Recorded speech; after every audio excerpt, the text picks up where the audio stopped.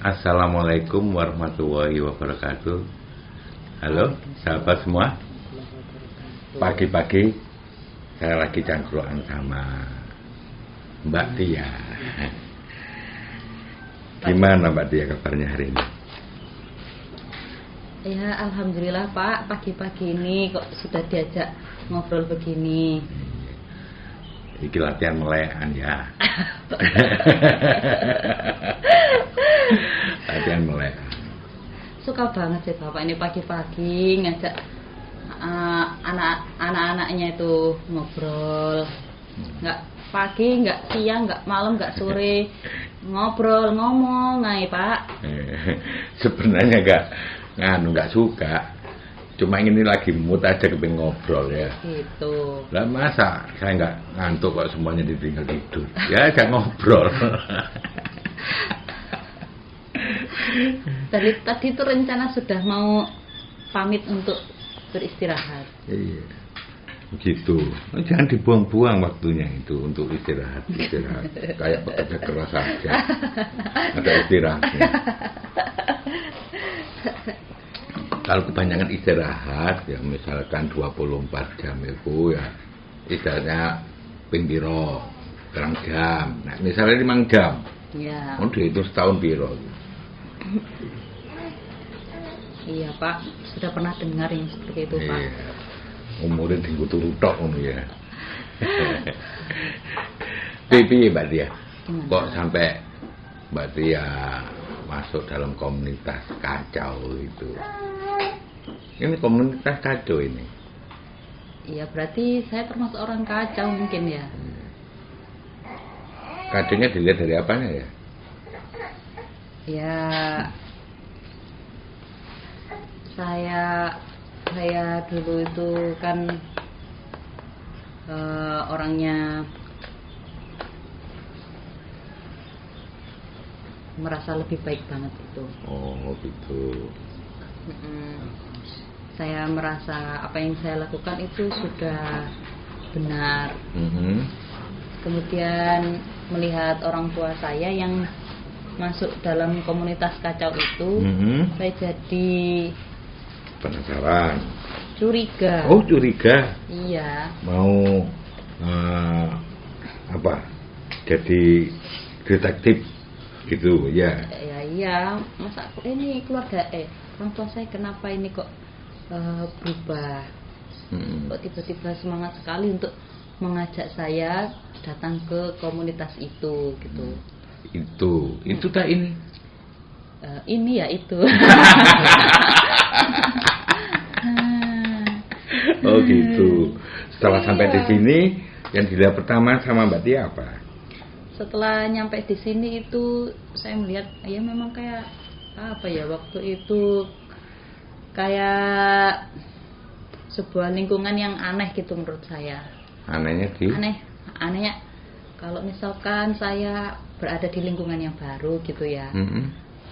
Biasanya orang-orangnya itu kayak ya cuek ya, iya kayak kamu saya tidak kenal kamu gitu, saya tidak kenal kamu ya sudah nanti ya terserah kamu mau melakukan apa, itu urusan kamu. Tapi waktu saya datang ke sini tuh kok banyak orang-orang itu yang menyapa saya, kayak banyak orang-orang yang kayak menyambut dengan baik gitu. Ini tempat apa kok saya ini lo baru datang ke sini kok semuanya sudah begitu. Emang dulu kamu disambut di sini? Ya nggak merasa disambut gitu, cuman banyak yang menyapa gitu kayak orang yang mengakrabi gitu loh. Oh gitu. Banyak teman yang seperti itu. Kok kamu aja yang diakrabi? Gitu kan? Ya ketepatan saya yang datang waktu itu. Oh, nggak ada yang lain. Kok nggak cuek-cuek aja gitu loh. Gitu ya. Disambut. Mau jadinya agama ku nek tamu ku disambut. Nah itu. Oh prakteknya berarti arah itu praktek agama ya. Oh iya. Nyambut kan nggak perlu dikai panganan. Karpet. Iya. Kayak omongan sing lebih familiar kan, termasuk penyambutan yang luar biasa. Memuliakan tamu. Iya. Oke, setelah sampai datang ke sini, terus apa itu yang berkembang? Ya kemudian waktu saya datang ke sini tuh kan lebih sering diajak sholat jamaah gitu ya. Iya. Saat sholat jamaah. Ya, saya ikut di sholat jamaah itu sholat maghrib. Habis sholat maghrib,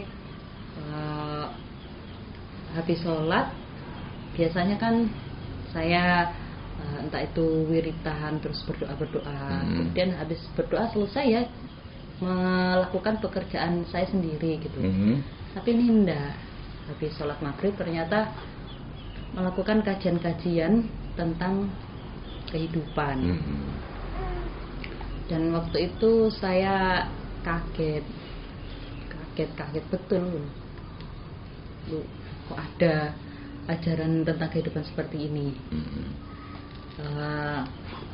Kalau waktu saya di pondok, saya dulu pernah mondok, Pak. Oh, mondok? Iya. Weh. Mondok berapa tahun, Mbak Dia? Saya dulu mondoknya 6 tahun.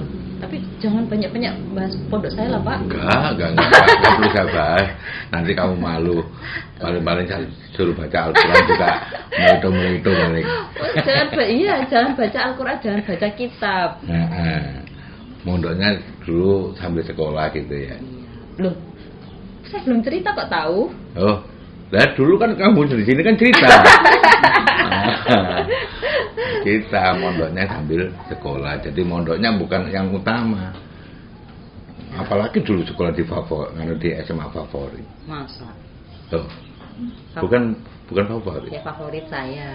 Oh, favoritmu ya.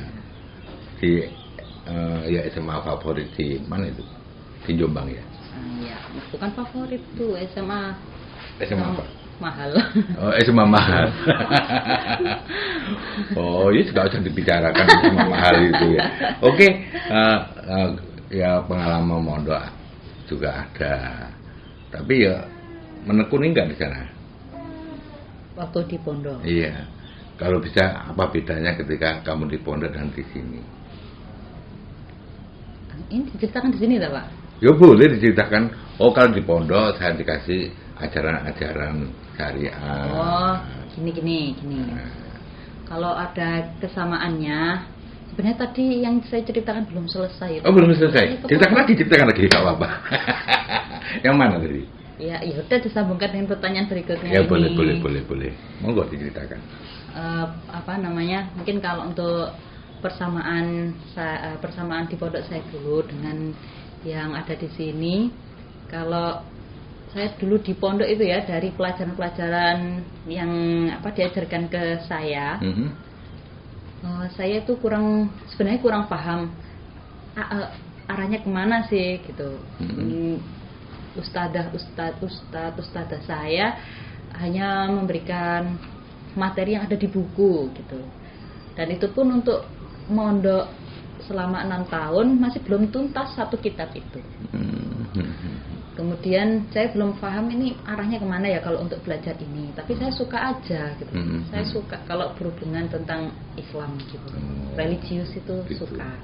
Iya. Tapi ada pelajaran yang saya suka banget, kalau ibaratnya itu pelajaran favorit ketika di pondok, tapi bukan sama ustadzahnya. Apanya? Sama Pak Kiainya. Oh gitu. Terus?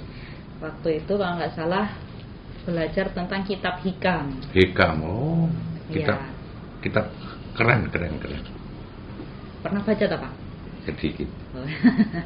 Sama.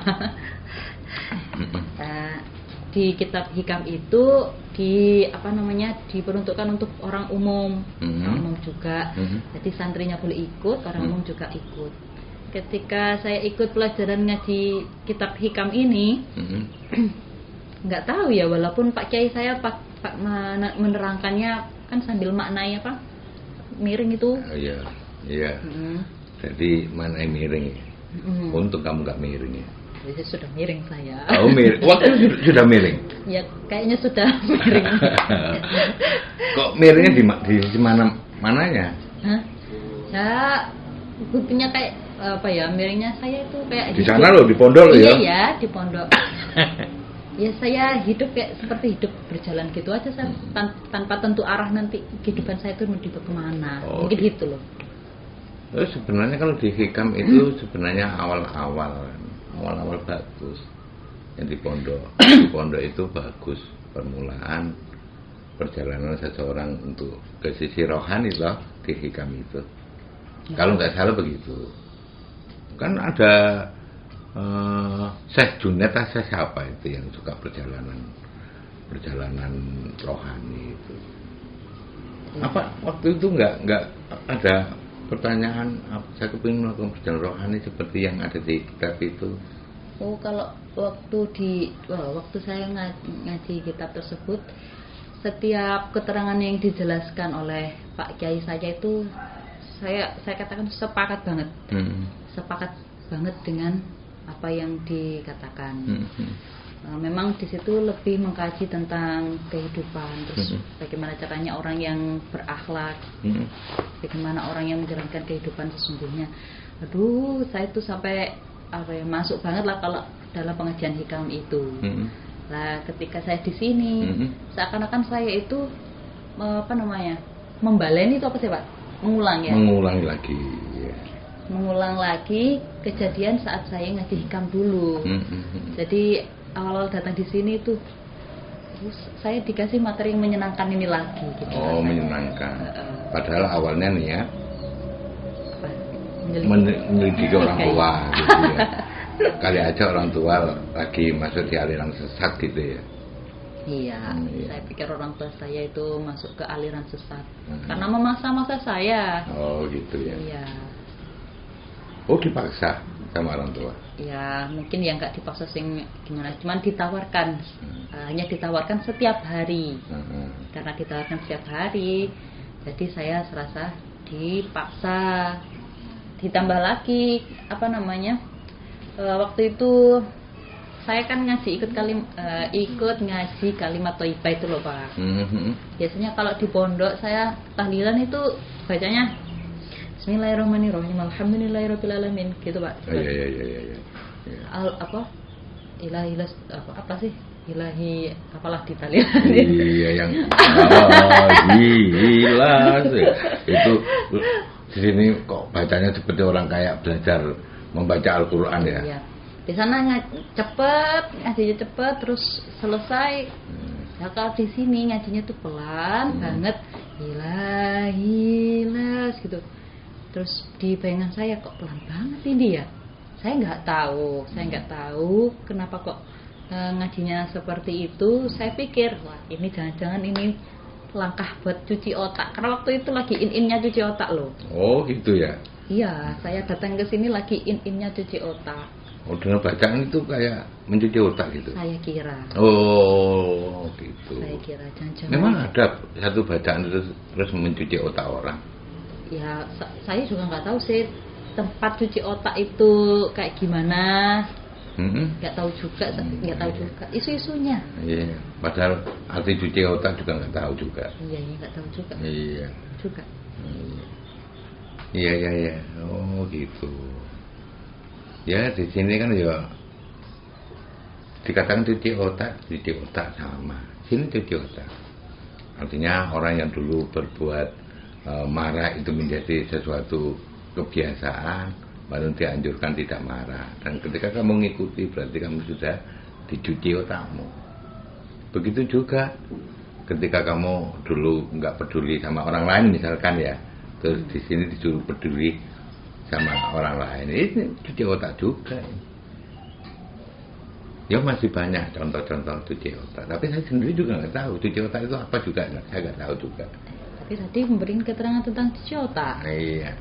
Ya itu pandangan saya sendiri. Oh, cuci otak versinya Bapak. Iya.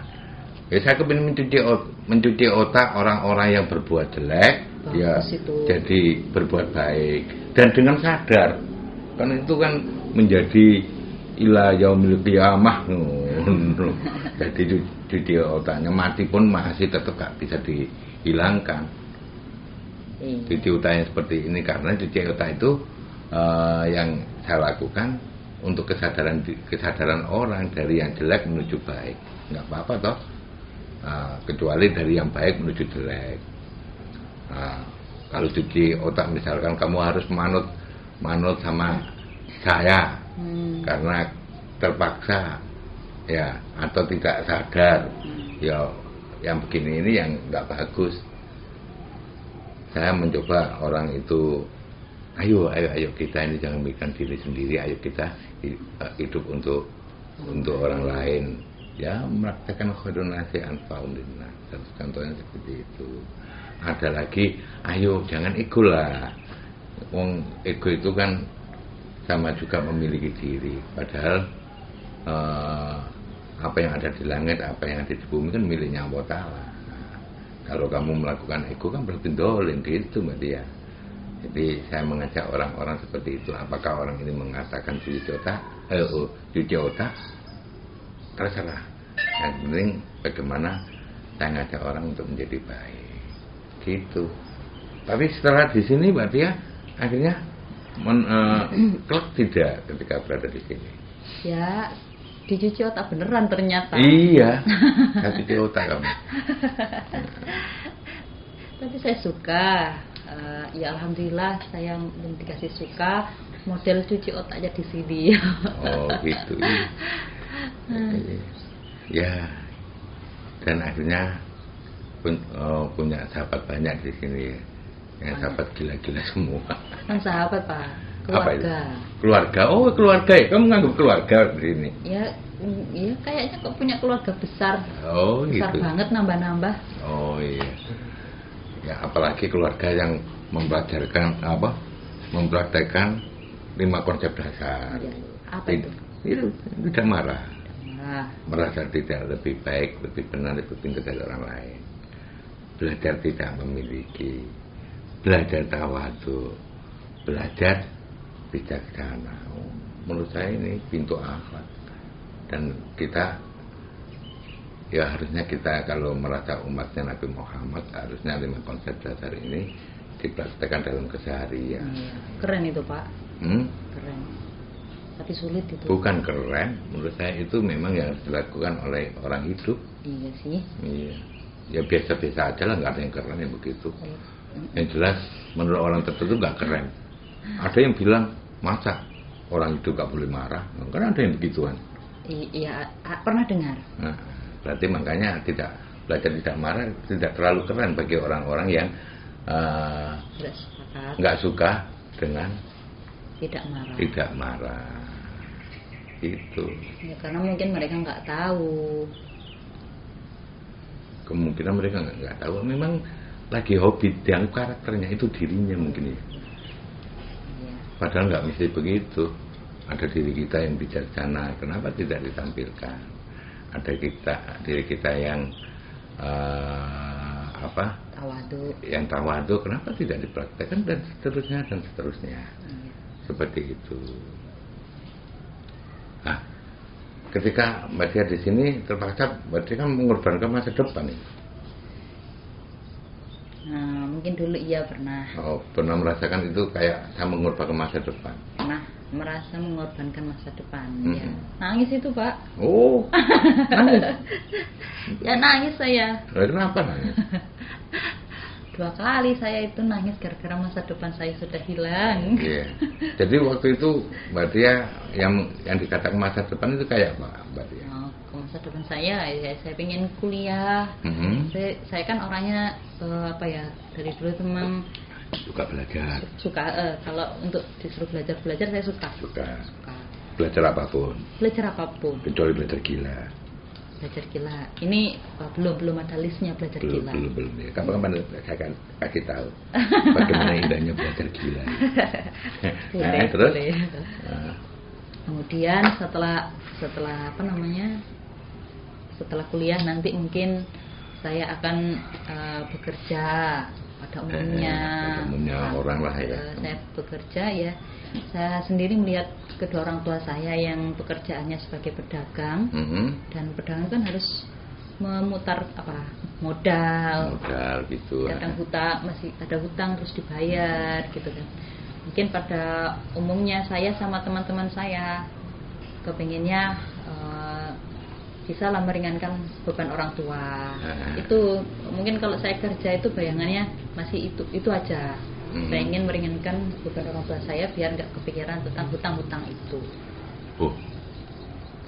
Waktu Mbak Tia mondok sekolah itu tahu kalau orang tua punya hutang? Ya tahu. Orang ya walaupun saya saat itu masih MI ya, tapi kayak mama saya itu sering cerita tentang pengalamannya selama berdagang, tentang hutang-hutang itu. Terus kalau misalkan nggak ada uang tiba-tiba ada yang menagih utang, ya kasihan juga sama mama saya.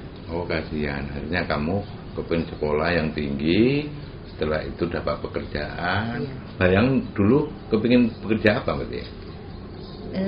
Yang jelas saya kan hobinya di berhitung-berhitungan. Oh, suka menghitung-hitung. Suka menghitung-hitung. Menghitung uangnya tetangga, menghitungnya uang mamanya yang punya utang. Nah, terus? Berhitung-hitung ya mungkin lebih spesifiknya saya ke bidang seperti itu. Masuk ke sebuah instansi. Ya, bisa ke instansi. Kalau instansi mungkin waktu itu bayangan saya ya di kayak lembaga statistik gitu. Terus kalau misalkan di yang lain, mungkin saya kepingin kalau misalkan di kepemerintahan mau nggak jadi abdi negara. Abdi negara iya boleh. Kalau pengen jadi apa ya, Menteri Pendidikan aja. Menteri Pendidikan. Agak melete waktu itu. Iya, boleh. Cita-cita kok dulu itu kan ya. Tapi saya nggak mau jadi presiden karena saya nggak bisa. Nggak bisa. Merasa nggak mampu. Emangnya jadi Menteri Pendidikan mampu? Ya nggak mampu juga.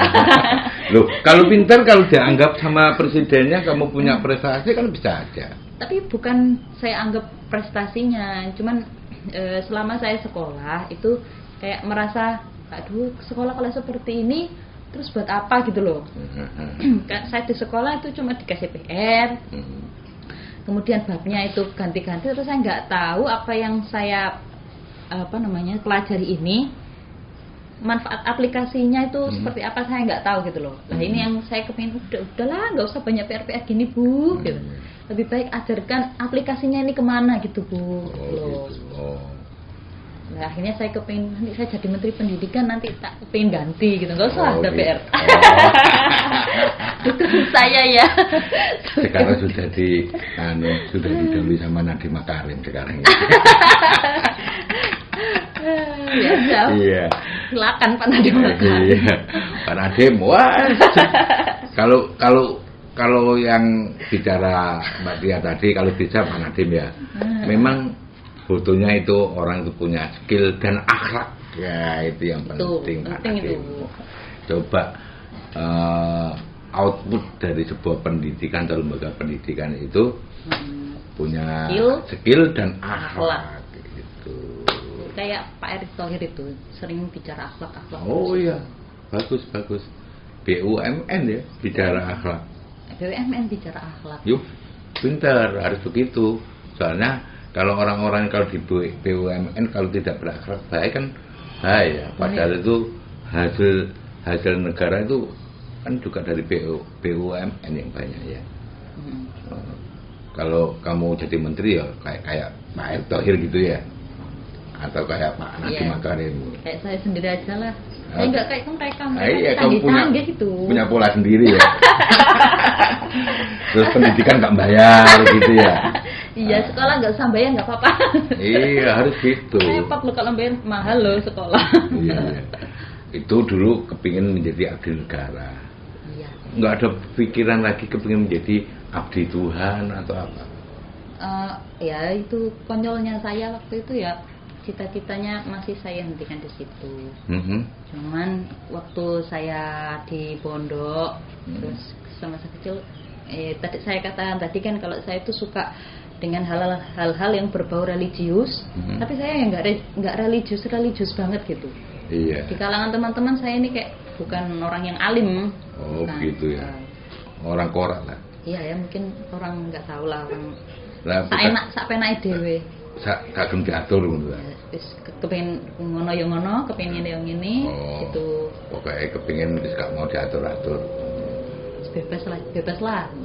cuman suka dengan religius lah itu. Hah? Kadang saya habis sholat,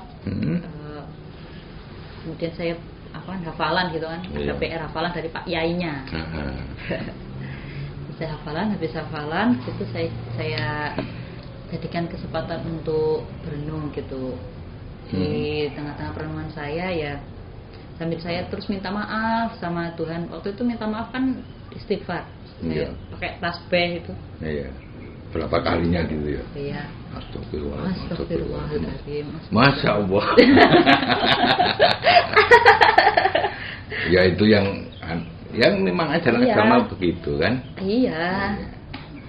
Ya belum diajarkan bagaimana teknik minta maaf yang betul kepada yang kuasa gitu ya. Loh, kembali lagi. Kalau disuruh memilih menjadi abdi negara atau abdi Tuhan ya?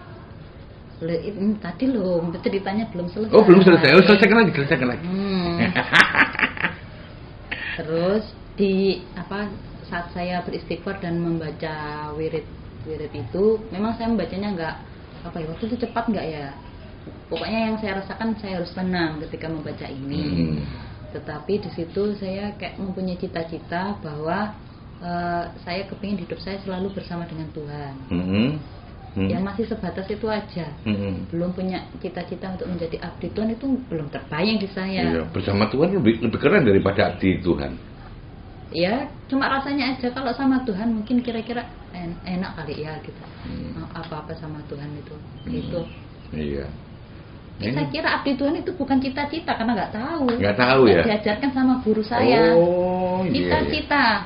Apa anak jadi dokter, jadi guru belum ada yang menyebutkan abdi belum ada Tuhan. Ya? Iya, mungkin nggak berpikir mungkin kalau abdi negara itu ada pensiunnya, ya. Ada pensiunnya. Kalau abdi Tuhan nggak ada pensiunnya. Makanya cari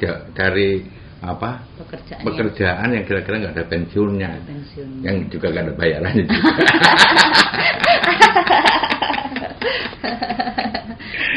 Iya begitu.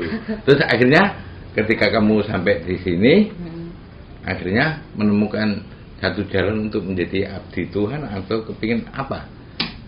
Setelah sampai di sini kan orang-orang gila semua ini. Iya. Ya kalau waktu itu sampai di sini awal-awal kan saya suka lagi-lagi dari suka aja gitu. Suka dengan ajaran yang diajarkan di sini. Menurut saya itu bagus banget untuk menjalankan kehidupan. Ajaran yang mana yang kamu anggap menjalankan kehidupan itu? Seperti 5 konsep dasar tadi. Dan waktu itu dijelaskan sama sahabat saya juga ya, yang mimpin sholat itu tadi. Orangnya nggak ada di sini orangnya? Orangnya. Ada deh. Ada deh. Oke. Itu sering dikaitkan dengan kejadian-kejadian kehidupan. Lah kebetulan jadi kayak sering terbuka gitu loh. Sering terbuka. Kemudian ada satu permasalahan di lapangan kayak ada salah satu teman yang bercerita tentang saudaranya yang terkena penyakit. Kemudian diulaslah dalam forum itu kenapa kok bisa terjadi penyakit seperti itu. Diulaslah dikaitkan dengan akhlak atau 5 konsep dasar tadi. Saya sepakat banget tuh. Betul ini jawabannya ini nggak salah gitu. Sampai di situ saya merasa berarti orang sakit itu kayaknya sebenarnya nggak perlu obat kok. Nggak perlu obat, cukup mengkoreksi kekurangan diri dan menjalankan kehidupan yang sebenarnya itu sudah sembuh kayaknya. Iya. Kok bisa menemukan begitu kamu ya? Nggak tahu. Memang diajarkan seperti itu. Diajarkan siapa? Ya diajarkan di komunitas itu. Oh, iya diajarkan seperti itu ya. Pembahasannya seperti itu dalam forum dan saya sepakat banget. Sepakat banget walaupun saya sendiri belum survei lapangan ya, saya bukan ahli medis. Gitu. Bukan dokter. Iya, nanti kalau ketemu dokter-dokter kamu bisa sharing itu. Ya itu bagus. Jadi Pak Tia di sini sudah menemukan satu perjalanan hidup yang ya yang harus dilakukan memang dalam hidup. Jadi ketika sharing-sharing ya, dulu di pondok pesantren kan mengaji. Ya, kalau di sini diganti mengkaji. Iya, jadi mengkaji hal-hal yang berhubungan dengan kehidupan. Seperti itu yang dirasakan oleh Mbak Tia. Iya. Jadi hasilnya sekarang Mbak Tia sudah tahu hidup harus dibawa kemana, itu sudah mulai terbaca. Iya. Nah, sekarang Mbak Tia apa yang tujuan hidup yang Mbak Tia suka sekarang ini? Kalau tujuan hidup yang ingin saya lakukan, kalau dasarnya di Al-Quran itu kan bahwa tujuan hidup kita beribadah, menyembah dan mengabdi kepada Tuhan, gitu ya. Sebelum saya kesini ya pernah dengar ayat seperti itu, tapi nggak tahu, belum terkaji. Enggak taunya tuh ya nanti saya tak sholat yang banyak. Gitu. Lebih banyak ngaji yang banyak, zikir yang banyak, hanya astagfirullahnya saya banyak-banyakin itu. Minta maaf terus, walaupun ditanya kamu salah apa sih sama Tuhan? Ya ada salahnya, tapi cuma 1, istighfarnya 1000. Kali aja di antara 1000 itu yang pas diterima sama Tuhan gitu ya. Kali aja ya. Di Bondabandi ketiban dadi. Iya. Iya, dulu memanai ibadah menyembah mengabdi ya dengan istighfar gitu ya. Tapi setelah dikaji-kaji ada satu pemahaman yang lain ya. Iya, ada pemahaman yang lain. Waktu itu ada penjelasan lanjutan lagi. Pembahasan. Ya kebetulan habis sholat maghrib juga itu. Saya datang, terus teman-teman sudah ya saling mengkaji, dan di situ diceritakanlah tentang cinta kepada Tuhan. Nah, waktu pembahasan tentang cinta kepada Tuhan, rasa-rasanya saya ini kayak merindukan Tuhan saya. Merindukan Tuhan saya, kemudian seperti mengulang lagi masa-masa saya yang di pondok, yang saya kepingin hidup saya itu nanti kepingin selalu bersama dengan Tuhan gitu. Terus ketika dikaji tentang cinta kepada Tuhan, ada rasa kerinduan muncul kepada Tuhan, dan seakan-akan pada saat pembahasan itu, seakan-akan tapi ya Tuhan itu sedang menyaksikan kita semua yang sedang melakukan pembahasan itu. Terus sampai saya nggak kuat waktu itu, ya pengen nangis, tapi ya masa saya nangis di depan orang banyak, nggak mau. Terus saya lihat sahabat saya yang memberikan penjelasan tentang cinta kepada Tuhan tuh kayaknya juga berlinang air mata sedikit-sedikit gitu. Gitu. Iya. Dia menjelaskan sampai berlinang air mata. Kayaknya sih. Soalnya saya sendiri kepingin nangis, terus ya akhirnya agak sensitif dengan siapa yang nangis. Gitu. Akhirnya ikut nangis juga. Tapi dia menyampaikan juga kalau dia menyampaikan tentang cinta kepada Tuhan, maka kadang dia nggak kuat, dia kepingin menangis. Gitu orangnya. Dan akhirnya gimana ketika memandang orang itu cerita tentang cinta kepada Tuhan? Setelah itu apa yang dirasakan Mbak Tia? Makasih bangetnya itu karena saya dikasih tahu sama orang itu tadi, nggak tahu orang ini paham sama Tuhan atau enggak ya. Tetapi dia menceritakan tentang keinginan Tuhan yang belum terwujud. Apa itu? Keinginan Tuhan yang belum terwujud saat itu tentang bahwa Tuhan itu kepingin seluruh umatnya itu kembali kepadanya dalam keadaan selamat. Dan apabila kita itu mengurus tentang umat, kita mempedulikan bagaimana keadaan umat, ya itulah yang disukai Tuhan. Selama ini Tuhan sangat merindukan seluruh umatnya itu kembali kepadanya, dan menurut saya itu belum pikirkan, realisasi. untuk realisasikan. Untuk realisasi. Akhirnya saya di situ ada rasa, karena saya kepingin hidup saya itu selalu bersama Tuhan. Ada kepinginan Tuhan yang belum kesampaian. Saya, kalau orang tua saya minta sesuatu kepada saya kepingin merealisasikan itu. Kalau Tuhan saya kepingin sesuatu kepada saya kepingin merealisasikan itu. Kayaknya itu kesukaan Tuhan kali ya, kalau ada hamba yang memikirkan umat, apalagi Tuhan bercita-cita kepingin membawa umatnya kembali, seandainya menjadi alatnya kan asik kali ya. Iya. Apa berarti juga kepingin jadi alatnya Tuhan untuk membawa umat kembali kepada Tuhan? Iya, pengen banget. Kalau saya dikasih kemampuan itu, ya ayo, enggak apa-apa sekarang aja dikasih kemampuan. Sebenarnya nggak perlu ada kemampuan. Nggak perlu ya. Cukup kamu hanya, kalau Tuhan kepingin diri ini dijadikan alatnya untuk bawa umat kembali, kenapa tidak? Jadi mempersilahkan diri kita untuk dijadikan alatnya Tuhan untuk membawa umat kembali.